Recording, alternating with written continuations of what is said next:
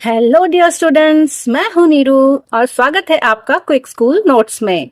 आज हम करने जा रहे हैं exercise 2.1 of our chapter 2 polynomials of class 9th. Okay, so in the previous video we have seen what are polynomials, what are constants, variables and degree of a polynomial, and also we have seen the polynomials in one variable, two variables, and which expression can be known as a polynomial and can not be known as a polynomial. Okay, ये सारी चीजें हम हमारे previous videos में देख चुके थे, तो आज हम डायरेक्टली एक्सरसाइज शुरू करते हैं. All right, so let's start exercise 2.1. देखिए, question number 1 of exercise 2.1 says which of the following expressions are polynomials in one variable and which are not. इनमें से कौन से एक्सप्रेशंस हैं जो कि पॉलिनोमियल्स इन वन वेरिएबल हैं और कौन से नहीं हैं. Also you have to state the reason for your answer. Okay, so let's start the following expressions one by one and analyse them. Okay, so the part 1 of question number 1 is 4x square minus 3x plus 7. ठीक है, now 4x square minus 3x plus 7 में सबसे पहले तो आपको variables check करने हैं कि कितने वेरिएबल्स हैं. देखिए, 4x square, 4 is a constant. ठीक है, x square, x is a variable. Then minus 3x, यहां पर भी 3 is a constant and x is a variable. Then plus 7, 7 is a constant. तो इस पूरे एक्सप्रेशन में हमें x के अलावा और कोई दूसरा वेरिएबल नजर नहीं आ रहा है. इसका मतलब है कि ये जो पूरा एक्सप्रेशन है ये एक वन वेरिएबल पॉलिनोमियल है. अब सेकेंड कंडीशन चेक क्या करना है कि ये पॉलिनोमियल है भी या नहीं. तो क्या थी कंडीशन पॉलिनोमियल्स के लिए? पॉलिनोमियल्स के लिए कंडीशन क्या होती थी कि जो वेरिएबल के ऊपर पावर्स होती हैं, तो powers should be always a whole number. ठीक है, होल नंबर मतलब या तो पावर 0 होगी. ओके, 0 का मतलब क्या है कि जैसे 7 है, 7 के साथ कोई वेरिएबल नहीं है, लेकिन अगर रहा होता, अगर x हो रहा होता तो इसकी पावर 0 रही होती है ना. x की पावर 0 मतलब ये पूरा टर्म 1 हो चुका होता है, इसलिए 7 अकेला कांस्टेंट है. यहाँ पर जो वेरिएबल था उसकी पावर 0 रही होगी. ठीक है, तो आपकी जो भी वेरिएबल के ऊपर पावर हो वो 0 से स्टार्ट होकर 0 के बाद +1 +2 +3 एंड सो ऑन हो सकती है. द कंडीशन इज डेसिमल में पावर्स नहीं होने चाहिए और नेगेटिव पावर्स नहीं होनी चाहिए. तो इस एक्सप्रेशन में 4x square minus 3x plus 7 में सारे जो पावर्स हैं x टू दी पावर 2 है, यहाँ x के ऊपर कोई पावर नहीं है, इसका मतलब यहाँ पे पावर 1 रही होगी. और यहाँ तो ये अकेला कांस्टेंट टर्म है, इसका मतलब है कि x की पावर 0 रही होगी. तो ये एक वन वेरिएबल का पॉलिनोमियल है क्योंकि x की सारी पावर्स भी एक होल नंबर्स हैं. Okay, so 1 is a polynomial in one variable, it satisfy all the conditions. अब आप रीजन क्या देंगे कि this is a polynomial in one variable as the variable shown here is only one variable, that is x, and all the powers of x are whole numbers, so it is a polynomial. Okay, now let's come to the second part. Second part is y square plus root 2. ठीक है, देखिए यहां पर y एक variable है और उसकी power 2 है, तो ये तो वन वेरिएबल शो हो रहा है क्योंकि y के अलावा और कोई वेरिएबल नहीं है. √2 is a constant term, right. तो y का स्क्वायर हो रहा है, तो it is a one variable, उसके ऊपर पावर 2 है, तो ये तो पॉलिनोमियल की कंडीशन को सेटिस्फाई कर रहा है. अब हमें √2 पर थोड़ा सा ध्यान देना होगा कि ये जो रूट का मतलब होता है पावर 1/2. ये जो पावर 1/2 है ये पावर एक कांस्टेंट पर आ रही है या एक वेरिएबल पर आ रही है. अगर 1/2 पावर y के ऊपर होती तो ये एक पॉलिनोमियल की कैटेगरी में नहीं आता. ठीक है, लेकिन क्योंकि ये जो पावर है, रूट की जो पावर है, ये एक कांस्टेंट टर्म 2 के ऊपर है, तो इसलिए इस कांस्टेंट टर्म को हम कंसीडर कर सकते हैं पॉलिनोमियल में. ओके, सो एज यहाँ पर भी only one variable y is being shown and y has positive exponent, so y square plus √2 is a polynomial. ये satisfy कर रहा है conditions को. Now come to part number 3. So part 3 is 3 √t plus t √2. ठीक है, अब यहाँ पर वेरिएबल का नेम क्या है, टी है ना। देखिए वेरिएबल कोई भी हो सकते हैं, ए बी सी डी से लेकर एक्स वाई जेड तक कोई भी नेम का वेरिएबल हो सकता है ना। जरूरी नहीं कि आपको हमेशा एक्स और वाई ही मिलेंगे, so no need to confuse about it. Now 3√t है एंड t√2 है। अब देखिए 3 तो कांस्टेंट है बट t के ऊपर रूट है, तो रूट मतलब 3 के ऊपर क्या पावर होगी, 3 इंटू टी टू दावर 1/2 रहा होगा ये, ओके, प्लस t इंटू √2। तो √2 अभी हमने सेकंड वाले पार्ट में भी देखा था कि √2 है, तो वो कोई प्रॉब्लम नहीं क्रिएट करता है आपके एक्सप्रेशन में, ठीक है ना। तो √2 is not a problem here. t अकेला है मतलब t के ऊपर पावर 1 है, यहां तक तो सब ठीक है, लेकिन यहाँ पर 3 के साथ जो t है इसके ऊपर पावर है 1/2। तो 1/2 पावर का मतलब है ये एक फ्रैक्शनल पावर है। फ्रैक्शनल पावर जो है वो आपके पॉलिनोमियल्स की कंडीशन को सेटिस्फाई नहीं करता है ना। हमने अभी क्या देखा था कि जो पावर्स है वो हमेशा होल नंबर्स ही होनी चाहिए, and 1/2 is not a whole number. So third is not a polynomial. Okay, you have to write it's not a polynomial. और आप क्या लिखेंगे reason, the reason is that t is having power 1/2 which not satisfies the condition of a polynomial. Now part fourth says y plus 2/y. देखिए अब यहाँ देखने में तो हमें वन वेरिएबल ही दिख रहा है, y यहाँ भी है, y यहाँ भी है ना, लेकिन यहाँ पर जो y है इसकी पावर तो 1 होगी, लेकिन जब 2/y है तो जब अपॉन में कोई नंबर होता है तो उसकी पावर हम कैसे निकालते हैं, 2/y can be written as 2 into y to the power -1, right. तो यहाँ पर y के ऊपर पावर है -1, और नेगेटिव पावर्स जो है वो होल नंबर्स में नहीं आती हैं, नेगेटिव नंबर्स जो है वो होल नंबर्स कंटेन नहीं करते हैं। So y to the power -1 is the problem here, so this is also not a polynomial, okay. और रीजन क्या है इसका, y to the power -1 does not satisfy the condition for a polynomial, okay. और condition आप वो भी बता सकते हैं कि the condition here is that every variable should have a whole number as its power, okay। तो -1 is not a whole number, that's why this is not a polynomial, ठीक है। तो ये भी polynomial नहीं है। Now part 5th is x to the power 10 plus y to the power 3 plus t to the power 50। अब देखिए यहाँ जो आपके मैथमेटिकल ऑपरेटर्स है ना, इनके बीच के सारे टर्म्स को हमें अलग अलग देखना रहता है, okay. So the first one is x to the power 10, second is y to the power 3, एक वेरिएबल सेपरेट हो गया, and third one is 2t to the power 50। That means यहाँ पर हमने सेपरेटली 3 डिफरेंट आपके वेरिएबल्स हैं यहाँ पे, ओके। सो ये पॉलिनोमियल तो है क्योंकि सबके ऊपर जो पावर्स हैं वो पॉजिटिव हैं, लेकिन ये पॉलिनोमियल किस तरह का है, इसमें 3 अलग अलग वेरिएबल्स हैं, ठीक है। तो this is not a polynomial in one variable, हमें क्या पूछा गया था, ओनली वन वेरिएबल चाहिए था। सो this is not a polynomial in one variable, okay। The reason here is that x to the power 10 plus y to the power 3 plus t to the power 50 is not a polynomial in one variable as it has 3 variables x, y and t, okay। So this is your question number 1. Now let's move on to question number 2 now. So now in question number 2 you have to write the coefficients of x square in each of the following, ठीक है। अब हमको क्या देखना है कि x square का coefficient क्या होगा। अब सारे टर्म्स में आप सबसे पहले तो एक्स स्क्वायर को फाइंड आउट कीजिए और देखिए उसका कोएफिशिएंट क्या होता है। कोएफिशिएंट हमने लास्ट वीडियो में पढ़ा था, कोएफिशिएंट मतलब the best friend of every student in the class. हमने क्या देखा था कि पॉलिनोमियल एक क्लास की तरह होता है जिस क्लास में अलग अलग तरह के स्टूडेंट्स रहते हैं और हर स्टूडेंट्स के 2 फ्रेंड्स साथ में बैठते हैं, that is 1 constant and 1 variable, okay. तो अब फर्स्ट कंडीशन में देखिए 2 plus x square plus x, ठीक है। तो हमसे पूछा गया है एक्स स्क्वेयर का कोएफिशिएंट, तो सबसे पहले तो आप बाकी टर्म्स को छोड़ दीजिए, ओनली एक्स स्क्वेयर को देखिए।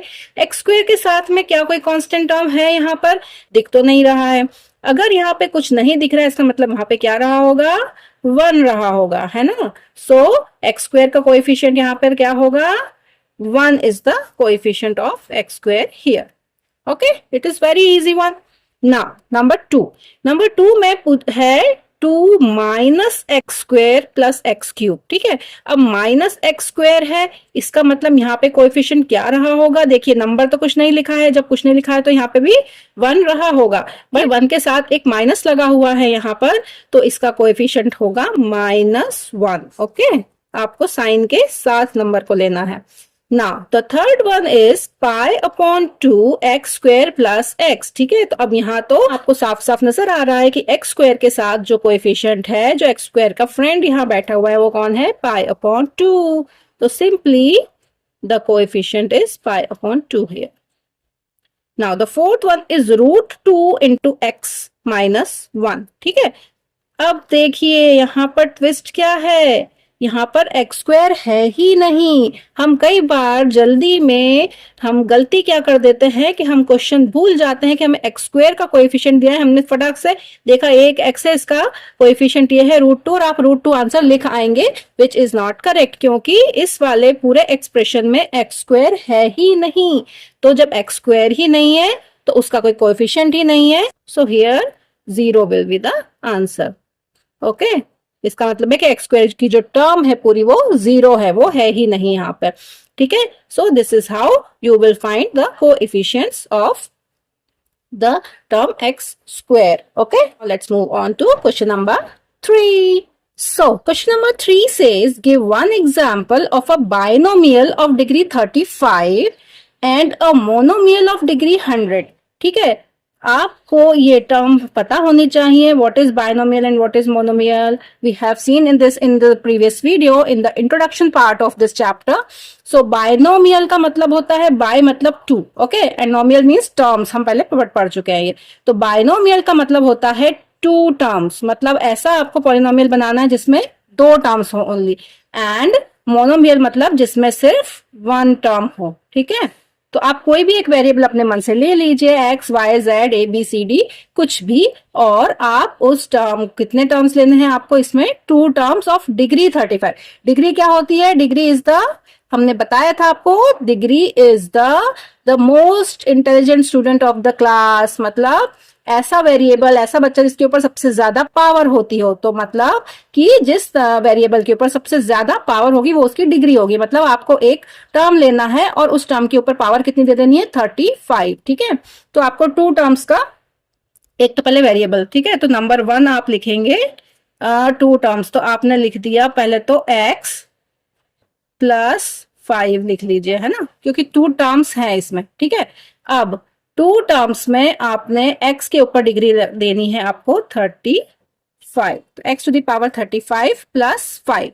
Okay, this is your answer.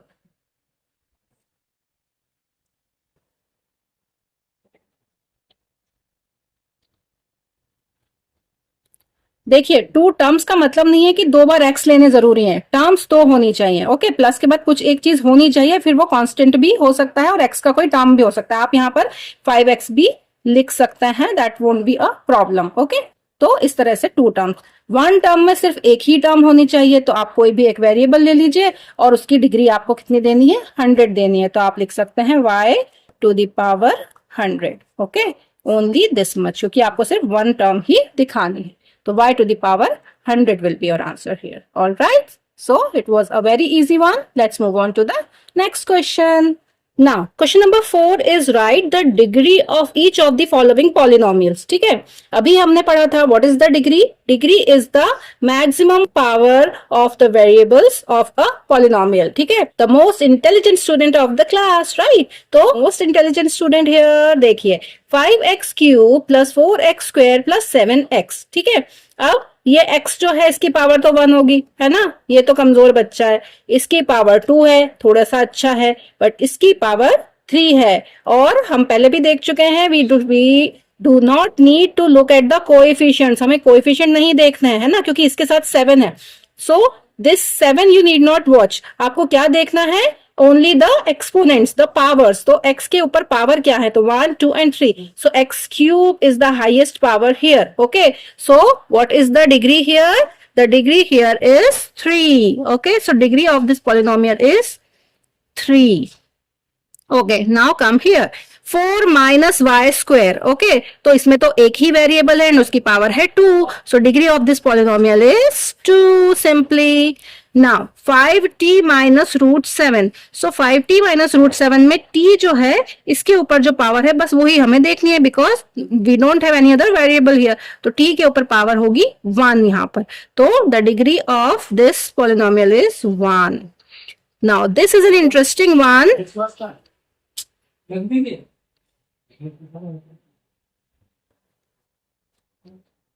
So here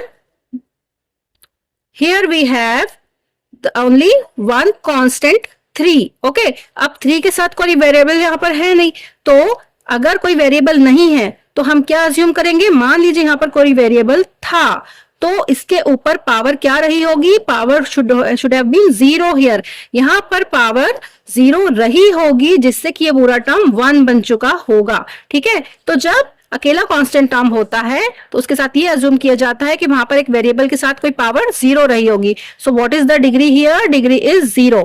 ठीक है, तो जब भी कोई कांस्टेंट अकेला टर्म होता है तो उसकी डिग्री क्या होती है, हमेशा 0 होती है। Okay, so that's all for question number 4। Now let's move on to question number 5. Now, the question number 5 is classify the following as linear, quadratic and cubic polynomials. ठीक है, so before going into the question, let's see what is the meaning of linear, quadratic and cubic polynomials. Okay, what is a linear polynomial? देखिए, actually ये जो नाम है ये एक तरह के ज्योमेट्रिकल फिगर को डिनोट करते हैं। कैसे? लीनियर मतलब comes from a line. Okay, तो लीनियर का मतलब होता है जब एक लाइन को हम रिप्रेजेंट करते हैं, एक लाइन सिंपली वन वेरिएबल से शो होगी, है ना।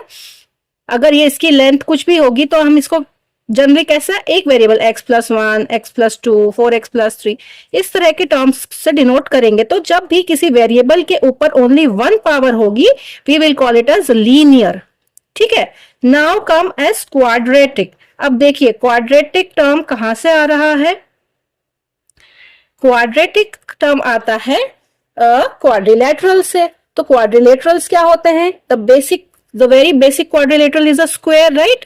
एक स्क्वायर होता है, जब भी हम एक स्क्वायर का कोई भी फॉर्मूला बनाते हैं, इसका एरिया लेते हैं या कुछ, तो एरिया आप कैसे बनाते हैं, आप एक्स स्क्वायर, है ना, साइड इंटू साइड, साइड का स्क्वायर लेते हैं। लाइन की एक लेंथ जो भी साइड रही होगी, एल रहेगी, वो साइड ओनली वन वेरिएबल की रहेगी। क्वाड्रिलेटरल की जो साइड्स हैं और उसका जब आप एरिया फाइंड आउट करते हैं तो एक्स स्क्वायर टर्म्स में आता है, राइट। तो जो भी जिस भी वेरिएबल में जब 2 पावर होगी, ठीक है, तो x²+4x, y²+3, कोई भी ऐसे टर्म, ऐसे पॉलिनोमियल्स जिनमें जो हाईएस्ट पावर है वो 2 है अगर, तो हम इनको बोलेंगे क्वाड्रेटिक पॉलिनोमियल्स। ठीक है, now third is the cubic. Cubic comes from a cube, ठीक है ना। तो जब भी हम एक क्यूब बनाते थे, क्यूब का वॉल्यूम निकालते थे, है ना, वॉल्यूम ही पूरे क्यूब को रिप्रेजेंट करता है, राइट। तो क्यूब का जब फॉर्मूला निकालते थे तो हमें क्या मिलता था, एक्स क्यूब वाले टर्म्स मिलते थे।